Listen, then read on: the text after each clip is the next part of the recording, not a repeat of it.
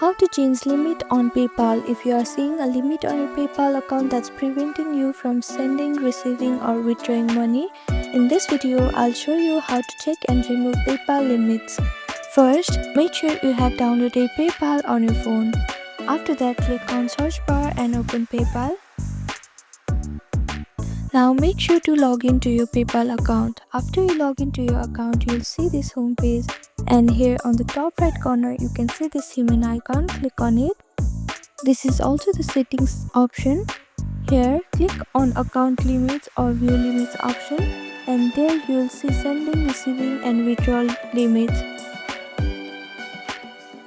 Now PayPal will ask for one or more of this verification. First one is link and confirm your bank account. Second one is add a debit or credit card, and the last one is confirm your identity. And once verified, PayPal will increase or remove your limits.